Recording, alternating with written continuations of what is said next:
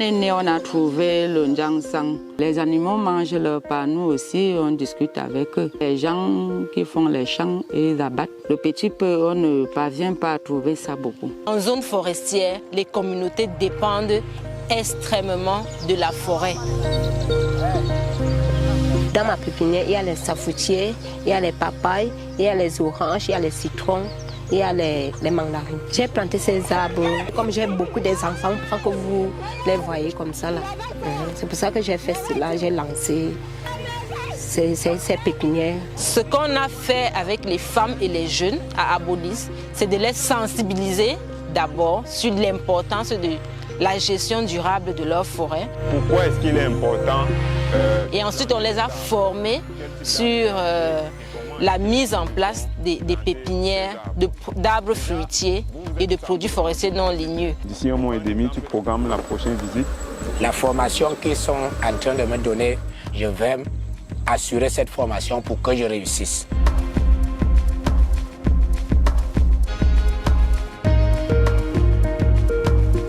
Derrière cette forêt, en apparence luxuriante, se cache une réalité plus cruelle pour les populations d'Abonis, localité située dans la région de l'Est du Cameroun, à une vingtaine de kilomètres d'Abombang.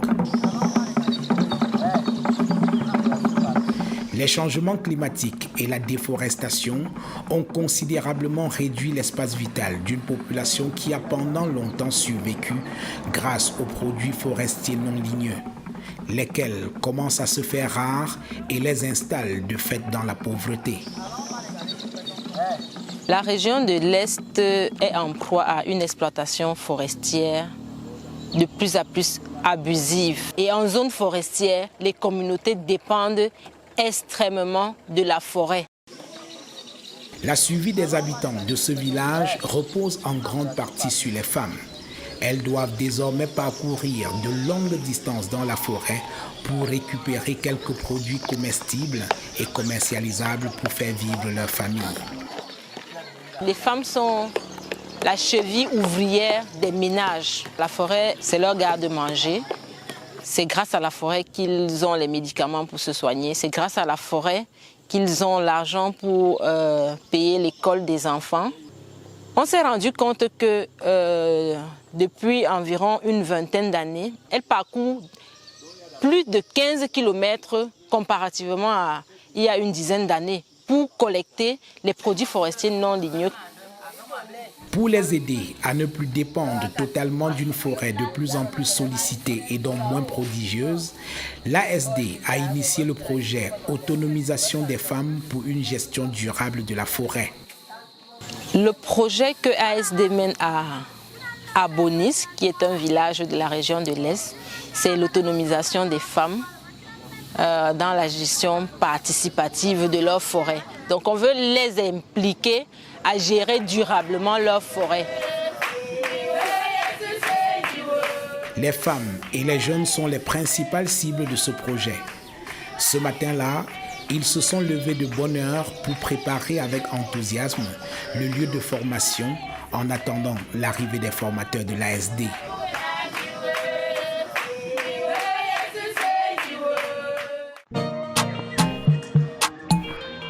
Pourquoi est-ce qu'il est important de planter des arbres? Quel type d'arbres planter et comment est-ce que nous devons planter ces arbres? Vous vous rendez compte qu'il fait de plus en plus chaud. Vous voyez un peu? C'est pourquoi donc, en plantant un arbre, vous pouvez davantage améliorer vos conditions climatiques. Et l'une des activités qu'on va développer, c'est la production du miel, l'apiculture. Pourquoi est-ce qu'il est important de produire du miel? Vous allez souvent observer les abeilles sur des fleurs de concombre, d'arachide et bien d'autres. Sachez que c'est grâce à ces abeilles que vous avez un bon rendement.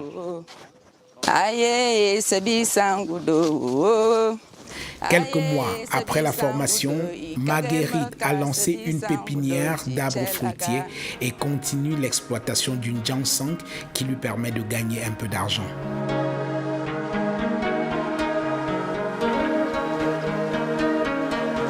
Voici ma pépinière après avoir suivi la sensibilisation et la formation de ASD. Elle nous a fait comprendre que notre forêt qui est en train de finir, nous pouvons aussi fournir nos arbres nous-mêmes. J'ai donc 300 pieds de safou et les citrons que je n'ai pas encore transplantés dans les sachets et les corosols.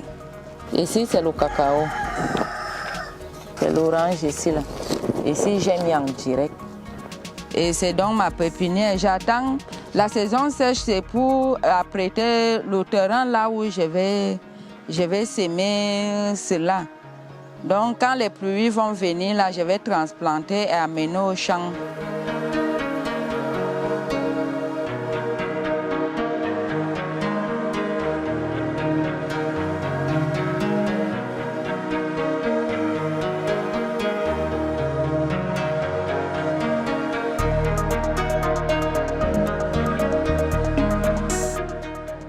On a trouvé le Ndjangsang. Et avant là, nous on savait que ce sont les animaux qui se nourrissaient beaucoup de ça. Mais aujourd'hui, on constate que c'est bien pour les autres humains. On rassemble, on laisse que ça pourrisse. Après, on repart retirer quand c'est déjà pourri. Parce que c'est en ce temps-là que ça a l'accès de bien sortir dans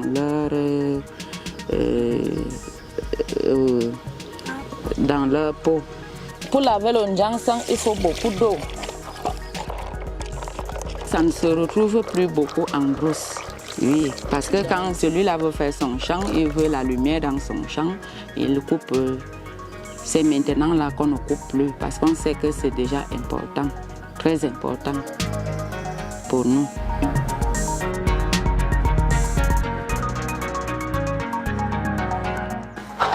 Après avoir lavé le Ndjangsang, je mets au feu pour concasser.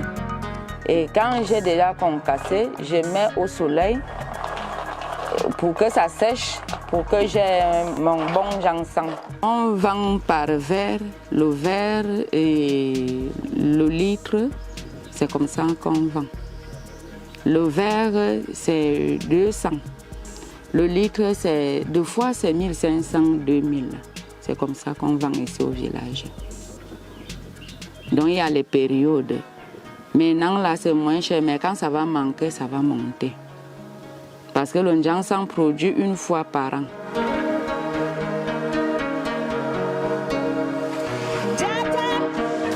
Franklin est mère de nombreux enfants.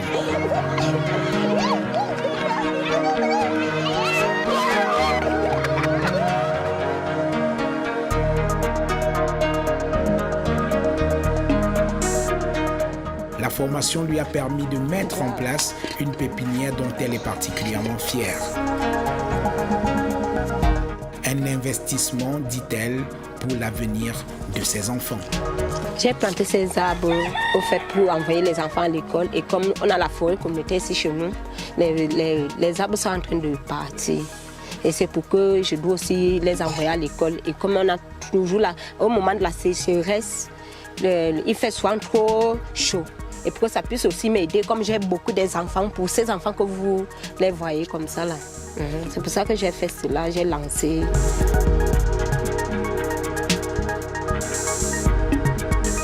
Dans ma pépinière, il y a les oranges, les mandarines, les sapoussières, les citrons, les corosols.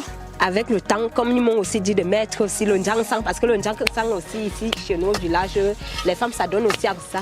Et ça nous donne aussi, ça nous aide aussi beaucoup. C'est une petite parcelle selon mes petites forces que Dieu me donne et que j'avais mis à commencer. Quand je réfléchis, je vois l'avantage que j'aurai aussi. Ça va beaucoup m'aider avec ces enfants.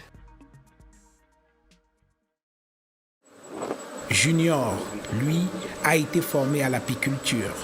Les premières ruches posées dans la forêt ont été colonisées par les abeilles. Il reçoit ce jour-là une visite de son formateur qui le suit à la loupe. La formation qu'ils sont en train de me donner, je vais assurer cette formation pour que je réussisse. Voilà. Et puis, On soulève, tu vois. Vous avez vu? Ça, c'est la première étape. 4 rayons de miel. Tu vois à l'intérieur, il y a au moins 4 rayons de miel parce que là, on a même déjà cassé. Or, ça ne devrait pas être le cas. Elle devrait construire ce rayon-ci sur la barrette-ci. J'ai des enfants. Ça me permettra, si j'ai 2 litres de miel, si un enfant a une maladie, je peux mettre peut-être un quart de miel, ça peut le soigner. Avec peut-être 10 litres de miel, je peux mettre mes enfants à l'école. Les premiers résultats du projet Autonomisation des femmes pour une gestion durable de la forêt sont jugés satisfaisants par l'ASD. Les populations d'Abonis, elles, ne peuvent qu'exprimer leur joie.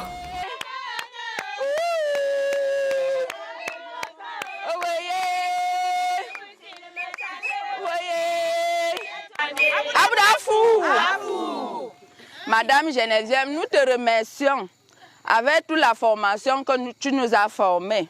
Ici, dans notre village, quand tu nous formes, le remerciement, c'est comme vous voyez là.